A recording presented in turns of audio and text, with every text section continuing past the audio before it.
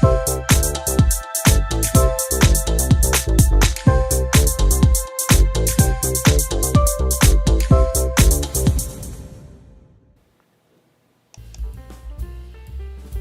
friends, here we are tonight on another Wednesday evening. I've just been running around like a crazy person. I just jammed like a little Debbie snack cake into my mouth because I've hardly eaten anything today. Just thought I'd get a bite to eat. So if you see me doing this, you know why. But I had to eat a little bit of something. So hopefully you're having a good week. Hopefully you didn't stare at the eclipse and burn out your retinas. I have a feeling there's a lot of people going to the eye doctor this week, and I saw I think about Google Trends about the searches for people seeing spots in their eye vision or something like that is like skyrocket. So hopefully you're good. Survived the eclipse. And I just was running around all day today. I'm under deer attack, so they've eaten every plant and killed everything. So I went going to get and trying to put up a fence all around my perimeter to kind of protect myself from the deer. So I've been doing manly fence things out there today, and I'm trying to finish that up tomorrow. And like I sent somebody or I posted something on my Instagram this week when there's literally like herds. I'm not talking like one, I'm not talking two, but like groups, 10, 15, 20 deers that just go through and they just eat everything. They just devour everything in there. And there's not just one group, they're just constantly roaming the streets. So I'm just trying to protect my little plants out in the front, which are basically all have been eaten. They think your like little garden is like a salad bar. So been out there doing that this week. But here we are tonight again on Wednesday. We're going to be answering a few questions. My name is Michael. As you know, I am a women's photographer. I have been doing photography now for over 15 years or so. Photographed hundreds of women, and this is just a little fun show to answer some very common questions that people have about boudoir photography. Maybe take a little time each week to get in there and do this. So we want everybody to have a good session, a good experience, and knowledge is power. So here we go. And then I also have a little bit of a different audio arrangement tonight. I don't have my regular microphone on because I was recording some videos before, so we're just using a different mic. So hopefully it's not too echoey or the sound is good enough for you to hear. So we will get rolling. Let's get in here. I think I have, I'm not sure how many. I pasted these in a few days ago. I think there's 6 or 7, 8 questions maybe in here for tonight. So we'll go through these and see what we get. So the first question is, I'm petite, and I often find it a challenge to look my age in photos. Are there styling or posing tips to help convey a more mature and sensual vibe in my boudoir shoot? Yeah, and this is something that's actually a bit more common question than you may think, and people are concerned sometimes with looking too tall or too short, and they are sensitive about it. So they want to look how they want to look in a photo. So this is something actually that is important to a lot of people. And I think it can be done. And I think there's a couple key things here and it's funny that you're petite and want to look my age. Usually women want to look younger. But when it comes to being, I'm getting a weird echo in my ear, comes to being like petite, the key here is, I think, first of all, is when you're photographing somebody to be at eye level. So that way you're not shooting down on them, makes people look smaller, or if you're shooting up with them, you're like giving it different. So the key is to stay on eye level with somebody. And second thing is also perspective, relational kind of to where somebody's standing. So if you have something in a photo that is a known height object and you put someone next to it, you can see how tall that person is. But if a person is in isolation a bit, you know, and there's nothing to really gauge their height in a picture, you know, that's typically what you want to do in this kind of a situation. So isolate somebody more, so you know you're not using anything in terms of scale or context in a photo. Lying down is a little bit easier, but sometimes people standing up, like if they're standing next to a bed or a dresser or something, you know how high a bed is, and you can kind of gauge how tall somebody is. So taking away those objects and have someone just standing by themselves, you know, people tend to appear taller than they actually are. And in terms of the age thing, I'm guessing in this question you mean that you may look a little bit younger, and that can easily be accomplished like through makeup. If you're working with a makeup artist, they have tricks and they can make people just look a bit older with sort of makeup. As far as like posing tips go, yeah, I don't know if there's any specific poses, because I said a lot of that is context, but however, you know, just you don't have to avoid any regular boudoir poses are fine with that. So as far as, I think, just stay away from things that are going to make you look short. Have the makeup or the makeup artist do a bit of makeup on you for that, and I think you should be okay in that situation. A little tricky question, but there are ways that you can adapt and look the way that you want to look in that. So hopefully that was helpful, and moving on. So just a fun question. Do you remember your first boudoir session? Yeah, I saw this when this was sent over the other day, and you know, I was thinking about this for a moment, and the answer is no, because there wasn't like a start to that. It was more of a, I don't know how to say it. I had been doing sessions for quite a while, and I guess if you mean like as a pro photographer, there wasn't that delineation. Because the way I started working, really, it was like I would do sessions out of my house, my other house, and people would come in, and I would work in my bedroom, believe it or not, because you had a great window and there was great lighting in there. So it was kind of a gradual kind of thing. It wasn't a official kind of a start to that. So I was doing photographs with women there. I remember also going to people's homes and doing photos, but I wasn't charging people. It was really just more for fun and for friends. So I don't specifically remember like where there was one first photo session that I can say, aha, that was the one, because you just kind of, it was part of a continuum of shots. Now I do remember though, like the first time, because the way my business started was really like friends of friends. You do photos for someone and their friends would see it and they would say, oh, I want to do that too. So it was really built on word of mouth. And I do remember though, when someone I had taken photos with was saying to me, oh, you know, my friend so-and-so saw those photos and she thought it would be fun to do that for a wedding gift for her husband. Now that I remember. I don't remember too much about that photo session. I don't think that was still like a pro session, because I was always like, I don't know what I'm doing, and I wasn't, you know, really advertising myself as a pro photographer at that point. It was more or less just for fun. But I do remember, probably looking back on it, it probably wasn't very good, you know, and I was one of these people that was super determined to really like master what I was doing, and I would practice and practice and practice and practice, and I was very self-critical about what I did. And I would look at some people online back then and like, well, I really want to photograph like this photographer or this photographer, and I would say, I don't have it and I'm not good enough.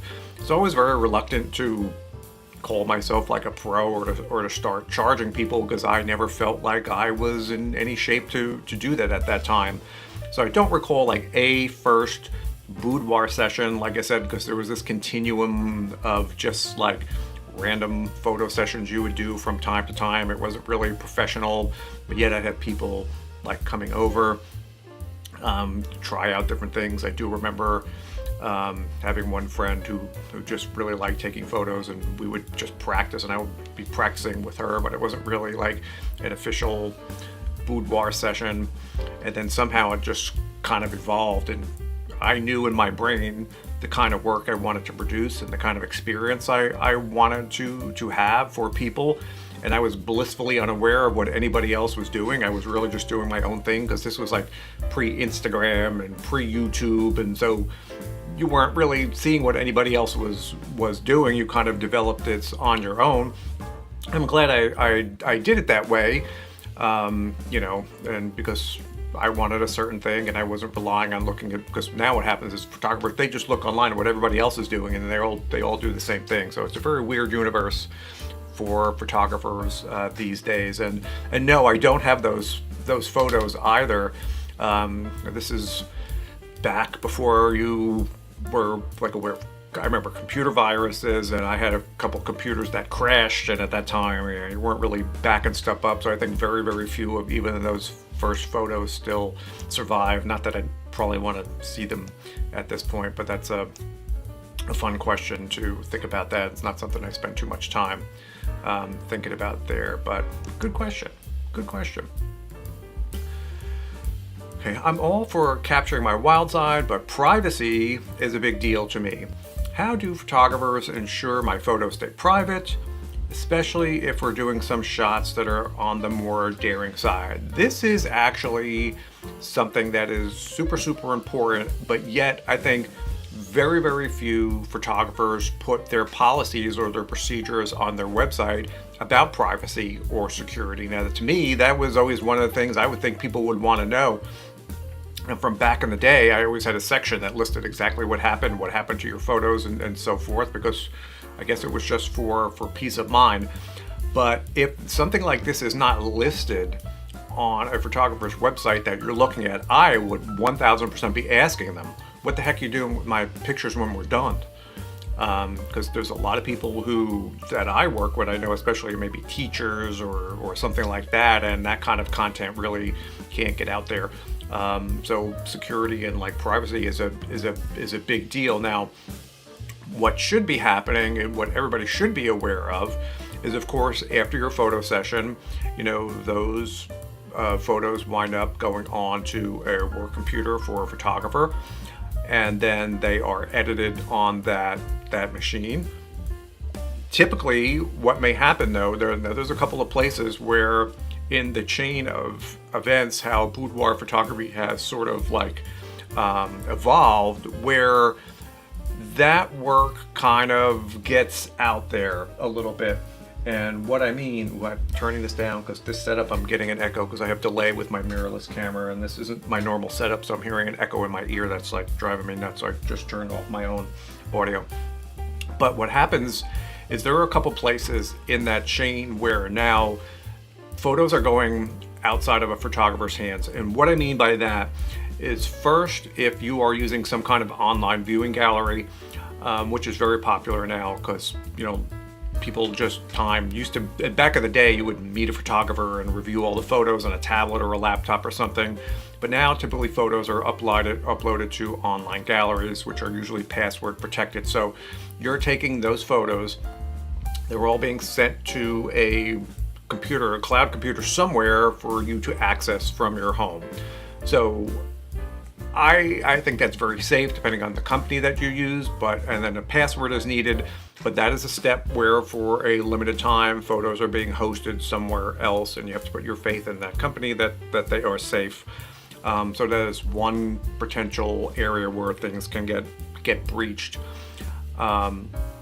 Another thing too that people don't think about is also, after your material is edited and if it's being sent out for photos, those images are going to a printing company. So those photos are also going out and somebody is printing them. They're being seen and bound and then shipped. So the second part there is you really have to work with a company that's reputable as far as the printing and the binding, because they're obviously winding up in somebody's hands at the print site as well, and then they get sent out. But after that, what happens, or what should happen, is when you are a photographer and you're working through lots and lots and lots of projects, once something is finished, it's very, very rare that you're ever going back into that project again. So it may sit in a working drive or something like that for a while, but those photos at some point should be encrypted just in case. So now, not all photographers store photos long-term either. Some don't want to deal with the hassle or the expense or to deal, so they just delete everything. Sometimes photographers keep them, and that should be encrypted. So that way, if that computer ever gets stolen or there's a virus or something like that, that data is basically useless to anybody. Or if you're storing it on an external hard drive and someone steals that hard drive, that data on there is like useless. So encryption is important for women's photographers, and you should be being used by everybody. I don't think that's the case. So if you are going to somebody, and everybody should be asking that, if there isn't some information on that photographer's website regarding how they handle photos after a session or during a session, I would be really asking these questions. And so where are the last 10 projects? Where are they now in terms of on your computer or something else, and finding out how that photographer handles them. So theoretically, it's really just you and the photographer, but you can see there are a couple points during kind of like a very standard session where they do go into other hands or onto other computers, which can potentially lead to issues. So make sure that they're using a reputable, again, find out where your materials being printed, or their online gallery companies are pretty secure to use. So just ask those other few questions, but generally, if everyone's following those procedures, your content is fairly safe. And I used to have like extreme people. Now, some people, I haven't run into this in a long time, but I've had back in the day where I had been working with some people who were at the time like actresses, and on TV shows, and these people did not, and it was a question where this material had to be done without going out anywhere. I had to actually sign NDA that we had to take the photos. The photos could only go securely to them, so that way people are always worried about leaks and stuff getting out. But that's like an extreme case. If you're really super hyper worried, you can just get the digitals straight from that card and delivered right to you, and that way it's in your hands and you could do with it. But normally that regular procedure for boudoir photography is fairly safe and secure. Okay, moving onward. I would like to have a golf erotic themed boudoir set done for my husband, but I'm not sure he's going to be okay with a male photographer. How can I go about convincing him? And this is just a question I had from the other week or so with someone through my website. And this is a fairly common concern, and I've heard this a few times over the years too, where a woman really wants to come in to do a session, and they don't think the husband is going to be so keen about a man seeing the wife in that kind of a situation. And even though the woman wants to go and they like your work, and they want you to somehow go about convincing the husband. Now, this is like the inverse of what you see sometimes, where there's the husband who wants you to convince the wife, which doesn't work out too well. Likewise, I don't think it's appropriate for a photographer to get involved in this kind of situation. And generally, like I said, it's not an issue for a lot of people, but this is something that comes up, and that's really, I don't think for the place of the photographer, as I told this woman I was talking to. I mean, ultimately, if somebody wants to do photos and they're okay with a woman photographer, that's probably the way to go to not have problems in that relationship. It's not worth it. I'm certainly not going to get in the middle of that. I wouldn't expect any other photographer would go and try to convince somebody, if you want to have a talk to them or something like that. I would have no problem talking to a husband, and I've done that before, but I'm not going to try to convince somebody. But I think ultimately, in the scope of a relationship or a family or whatever is going on, a boudoir session is really not something worth disrupting a relationship over. If there is a situation where one partner really doesn't want you to go see a male, just, you can still have that boudoir session and go see a female photographer. No problem with that. I think in this case, this woman wound up following up with me, and I think what she did was she had one photographer, I forget the name, it wasn't in this area, this woman was pretty far away. She found a male photographer that she liked, but that photographer had a female assistant, so somehow she told the husband that the female assistant was the photographer, and she said everything was okay, and that's how she handled it. But this is an issue for some people, for partners, and I've heard of this 2 or 3 times before. And I remember one time when a woman called me and picked up the phone, and the first thing out of her mouth was like, "You're a man." I'm like, "Well, it is Mike Cassidy for now. Who are you expecting to answer the phone?" She goes, I can't work with a man." I'm like, "Well, it's kind of in the name of my business." So one downside as a male photographer is that you're not for everybody, and that's okay. If it's going to be an issue, I don't want that kind of, just tell people to move on and find someone that's going to be a better fit for what's going on in their relationship. So go find somebody else. On to next question. Do all photographers have makeup artists? Is it okay to do my own? Thanks. Well, no, not all photographers will, or I should say, not all boudoir sessions are going to have makeup included, or all boudoir photographers don't necessarily work with makeup artists. This is something that usually is listed, or it may be an option, or if you're not sure, like I said, you can always ask.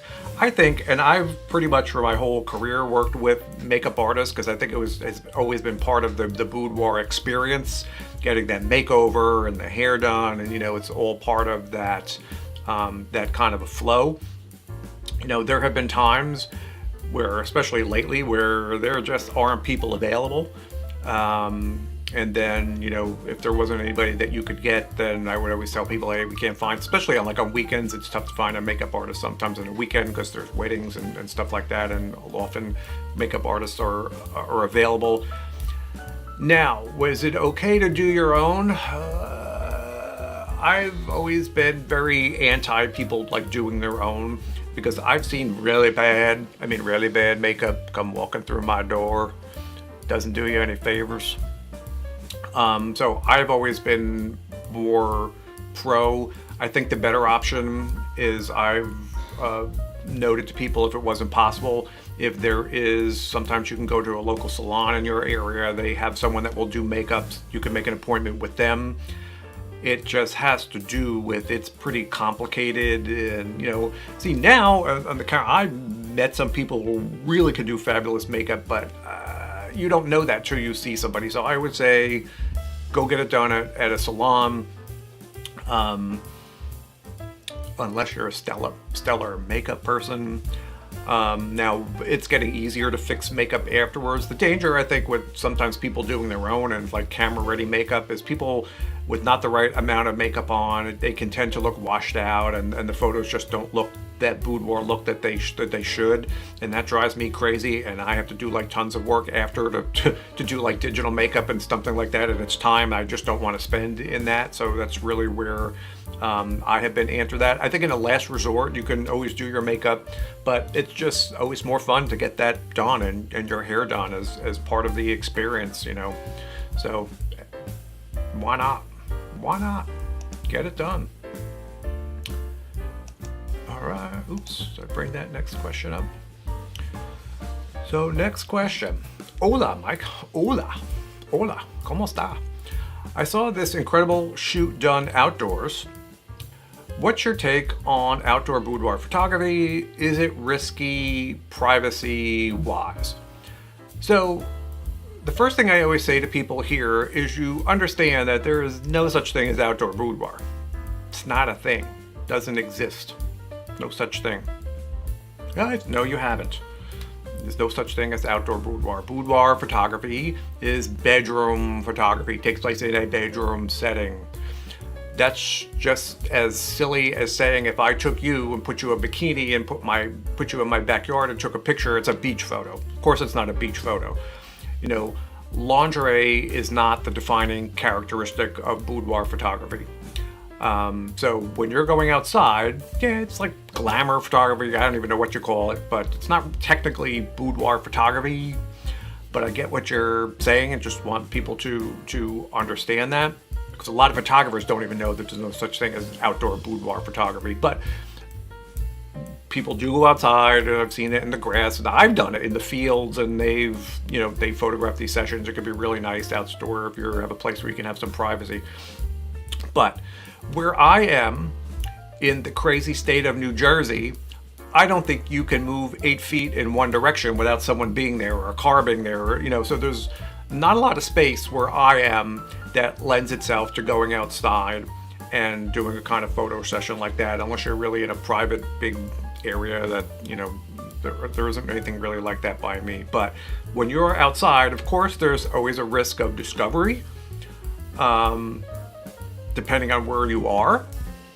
Now, you may or may not be bothered by, in case someone happens to drive by or pass by seeing you based on what you're doing. Some people may not care, but also there are considerations for, is it legal to do? And you don't want to get yourself in a situation, especially and I think I heard of a story once, people being in I forget, it was a national park or a state park, and they got caught. And there's some kind of fines involved, and someone had to go to court because they had no clothes on, and so you just want to check out the areas, what's permitted in these areas. It's probably a low risk of something like that happening, but aside from being risky and being discovered, sometimes you can run into some legal trouble for doing something like that. Again, the chance is small. But if you're in Montana and you can drive 20 minutes out of town and you've got nothing but the mountains and the trees and there isn't a goddamn person around for 60 miles, then why not go out there if it's warm weather, you're not getting attacked by bugs, and a nice lake or a nice river or grassy fields and something like that, and want to do some photos. I don't think there's anything wrong with that. I think you just have to judge, not knowing any more details on this, judge your particular situation on where this is taking place, taking those things into account, and just always do what you feel comfortable. I wouldn't let a photographer push you into doing this if it's not something that you really feel comfortable doing or want to do. I've done it once or twice. I had to go to a secluded place, and we were always worried about someone, we were always checking if we actually had guards. We have the people posted on the perimeter in case anybody showed up. They would give us a warning. But I've only done that 2 times, maybe 3 times. Going outside is not something I really enjoy doing, but I had someone that wanted to do that, so kind of gave it a shot. So good luck on that. Just bring a robe or something to cover up real quick. Okay. And next question here. Photographer offered to provide alcohol during the shoot to help me relax. Is this a common practice, or should there be red flags going up about professionalism? So I guess something like this really comes down to context and sort of what's going on. Now, I have had sessions in the past, and I think this is mostly when I'm working with groups of women, and I tend to work more in the morning. So I remember people asking if we could have a brunch or breakfast, and I remember bringing in, and I'm not a drinker, but I remember bringing in and making, what do you call that, champagne and orange mimosas on a couple sessions, and we were eating croissants, or we had some breakfast stuff there, and these people wanted to have a little brunch or do something like that during the session. And I remember doing that on a couple of occasions.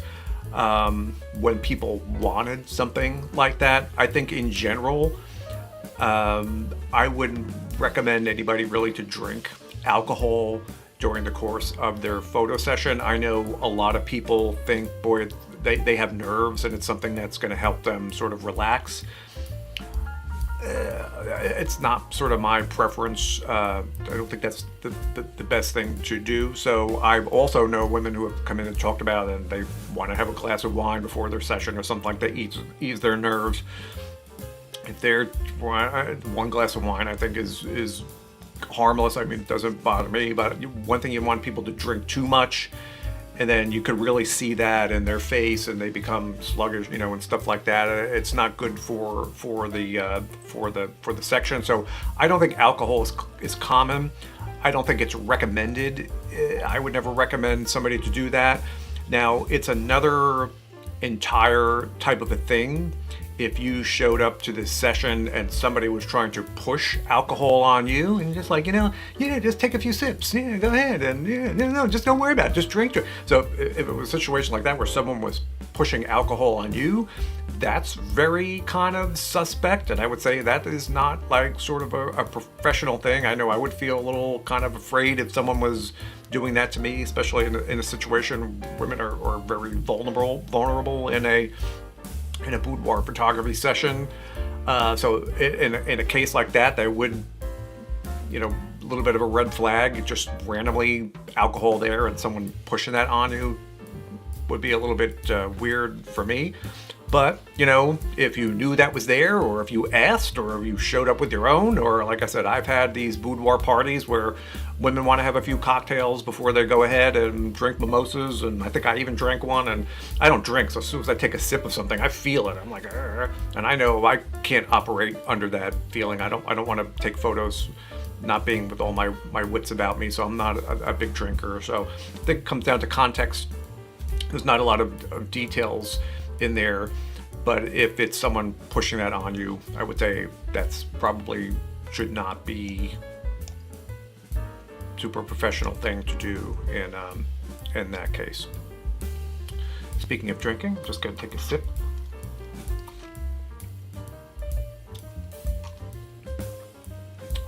Oh, JPM, I see your question. Hang on. Instagram doesn't integrate into my chat on this. Instagram is its own weird thing. So I have one more question, and I'll get into your question.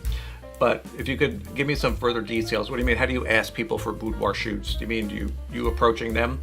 Give me a few more details, and I'll answer you. I have one more question here I got to get through on 9, and then I'll pop over to that if you just hang on. Okay. All right, so this is coming from a photographer, New Boudoir Photographer here. Nice show. Thank you. Appreciate you watching. What are your go-to lenses and lighting setups for capturing the most flattering images in boudoir photography? Any specific recommendations for beginners? Yeah, and this is not really a photographer kind of directed show, but this one, somebody asked me about this, so I'll answer this, and not getting too technical and turning off 80% of the audience here. But boudoir photography in general is a very simple form of photography.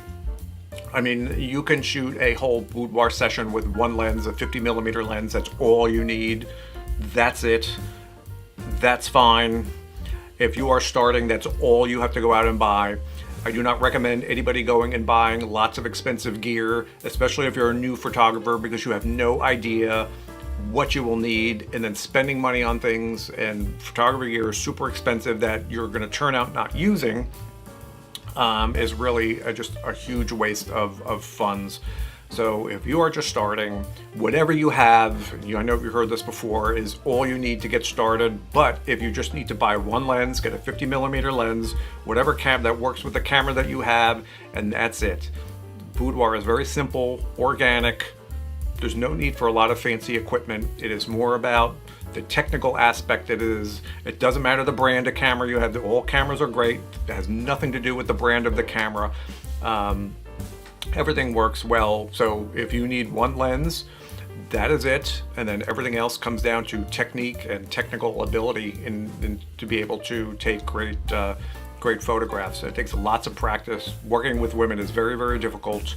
And then once you get more adept at doing that, then you'll realize, aha, if I only had this other lens, I know I could expand and I can do a different kind of a photo. But only grow through experience. Don't buy things thinking that it will help you get better, because it doesn't work that way. And I always say, just because you went out and bought a $10,000 set worth of golf clubs, or you wanted the same golf clubs Tiger Woods uses, doesn't mean you're going to wake up the next day and be a pro golfer. It doesn't work that way. Buying super expensive camera gear does not make you a pro photographer. It does not work that way. You just have to practice just like anything else. And then once your skill level builds up, you can say, wow, I get it. And now if I had this, I know I could expand my range and expand my shots. And that's how it kind of works. So don't spend a lot of money. Keep things simple, and put in the time and efforts there. So there was one question on Instagram, JPM Photography. He didn't follow up. I had asked him for some further details, but how do you ask people for a boudoir shoot? I don't really understand what he means. I guess if you're a photographer, you would be going out and finding somebody to volunteer for your session. Yeah, it's very difficult if that's what you mean. That's why learning boudoir photography is difficult, because it's not like you can just go on, if you're on the street, and tap somebody on the shoulder and you ask them to take a picture. Tapping someone on the street in the corner, asking them to take all their clothes off, doesn't kind of work. So yeah, learning, and then usually what you have to do, hire people, which is going to cost money.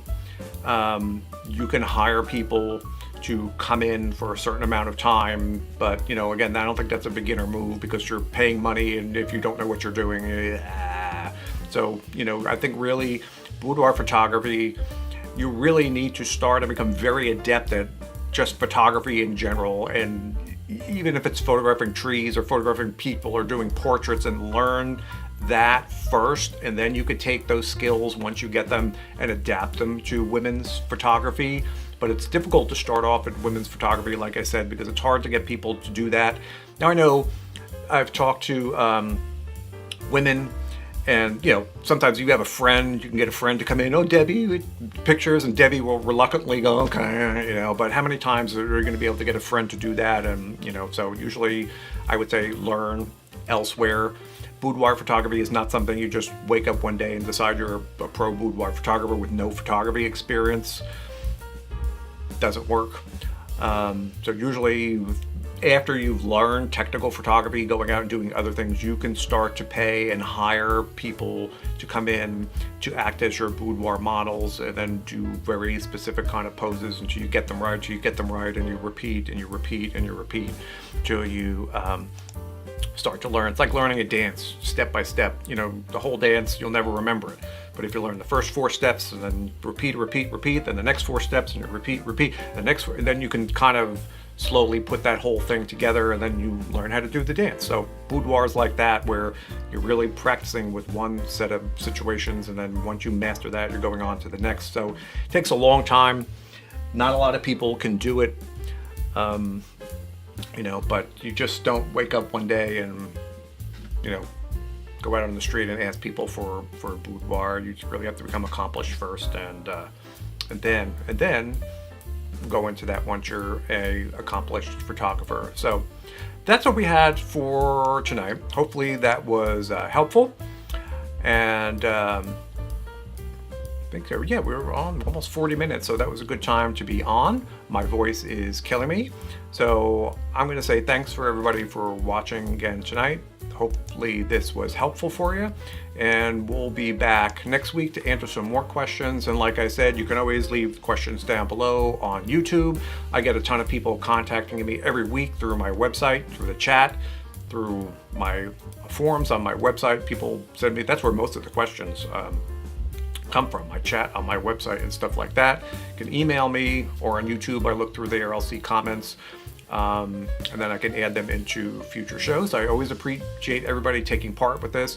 And again, we want everyone to be safe, to know about women's photography, so that way they can make smart choices in going into their sessions, because it's a lot more difficult than people think, and we want everybody to have a good time and to be safe. So once again, thanks for watching tonight. I'm going to get the heck out of here, and I will see everybody next week.